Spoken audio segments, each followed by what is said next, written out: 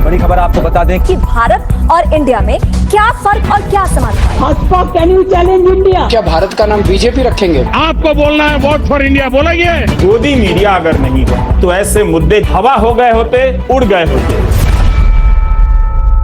Hello दोस्तों, ध्रुव राठी ने यह सही बताया कि प्राचीन काल से भारत की सिंधु नदी को इंडस कहा गया था और इसी इंडस से भारत का नाम इंडिया पड़ा था। हम आपको बता दें कि इंडिया के अतिरिक्त भारत के अन्य नाम आर्यावर्त हिंदुस्तान भी है, लेकिन ध्रुव राठी ने यह नहीं बताया कि संविधान की निर्माताओं ने भारत का नाम हिंदुस्तान आर्यावर्त को छोड़कर इंडिया क्यों रखा तथा भारत का नाम इंडिया होने पर किस व्यक्ति की महत्वपूर्ण भूमिका है। अगर कुछ लोगों को डाउट हो रहा हो इसमें तो उनके लिए क्लियर कर लेते हैं। इंडियन कॉन्स्टिट्यूशन के फर्स्ट आर्टिकल की पहली लाइन क्या है?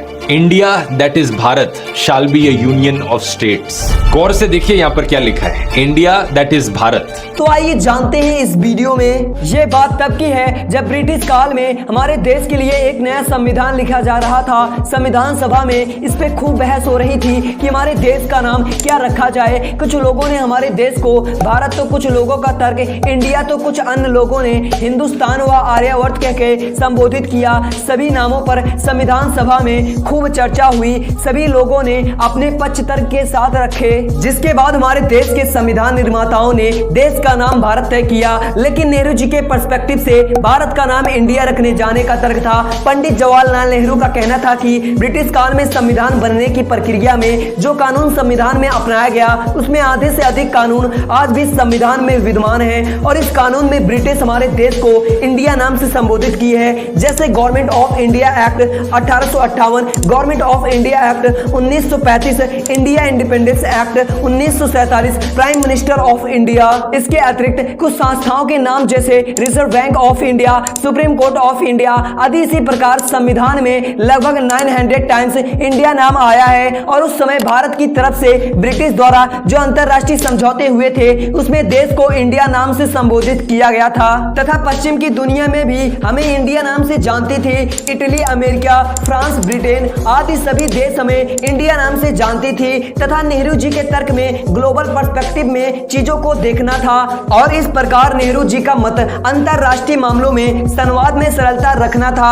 और इसी तरह सभी लोगों के पक्ष व तर्क को देखते हुए संविधान सभा में उपस्थित लोगों ने यह तय किया कि हमारे देश का नाम इंडिया अर्थात भारत होगा। इसी प्रकार हमारे देश के दो नाम संविधान सभा ने अपनाया, इंग्लिश में इंडिया और हिंदी में भारत कहा गया। जैसे संविधान को हिंदी में भारत का संविधान कहा जाता है तथा अंग्रेजी में इंडियन कॉन्स्टिट्यूशन। इसी प्रकार भारतीय राष्ट्रीय पर्व 26 जनवरी को हिंदी में भारतीय गणतंत्र दिवस तथा इंग्लिश में इंडियन रिपब्लिक डे कहा जाता है। यही नहीं, हमारे देश की दो ऑफिशियल लैंग्वेज निर्धारित की गई है, पहला हिंदी और दूसरा इंग्लिश। इस प्रकार इंग्लिश एक भाषा है और हमें भाषा से नफरत नहीं करनी चाहिए। जैसे कि एक महान व्यक्ति ने कहा था कि हमें पाप से नफरत करना चाहिए, पापी से नहीं। इसी प्रकार आर्यावर्त हिंदुस्तान, भारत और इंडिया हमारे देश का नाम है और हम अपने देश और इन नामों से मोहब्बत करते हैं। इन नामों में से दो नाम भारत और इंडिया भारतीय संविधान द्वारा अपनाया गया है। आपको यह वीडियो कैसे लगी कमेंट करके जरूर बताएं। हमें सपोर्ट करने के लिए चैनल को सब्सक्राइब कर लीजिएगा। Thank you.